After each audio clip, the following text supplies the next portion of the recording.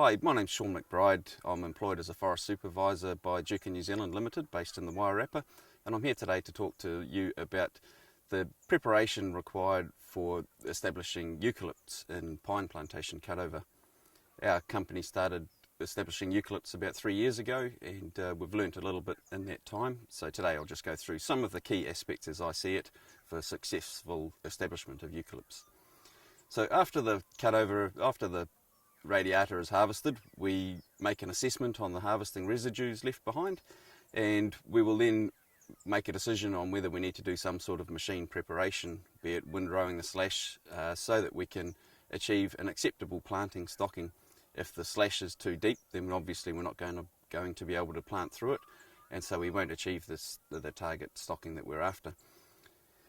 And as a general rule, the areas we're establishing in eucalypts are more rolling country that have been ground-based harvested, so we will generally do a slash rake operation using a excavator. After this, we will then cultivate the land as well.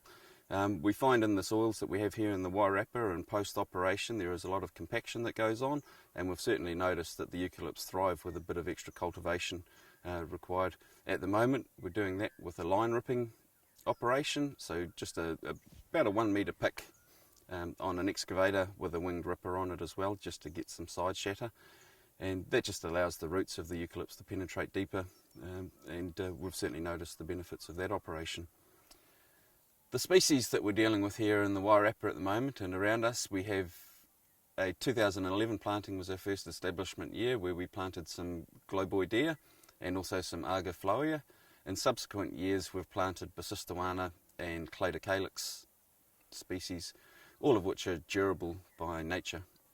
The establishment stocking rates that we're currently targeting range from 1,600 stems per hectare up to low 2,000s, 2,200 stems per hectare, depending on the species that we've got and whether there's been some breeding improvement done to them or not.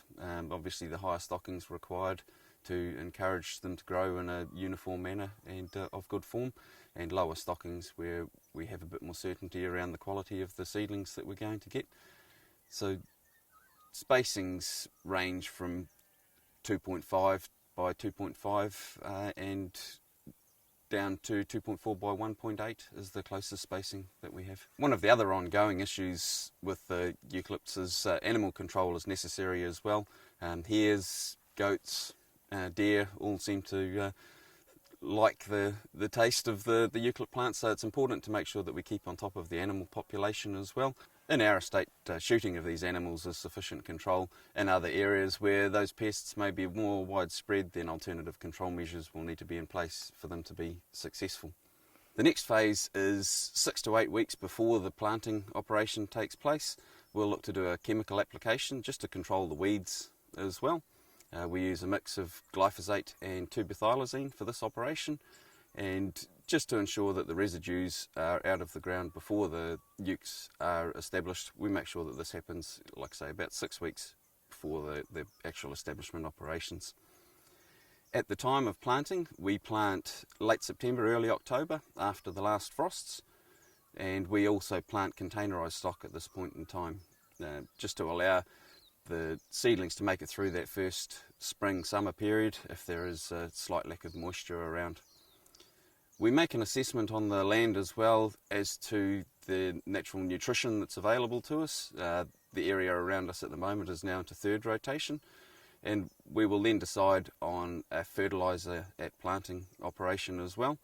This can be done in a couple of ways. Currently we put some slow release fertiliser pellets in the bottom of the planting hole, and these are then covered with a thin layer of soil so that the roots of the seedlings aren't in direct contact with the fertiliser, and then the planting hole is covered up as per traditional planting operation.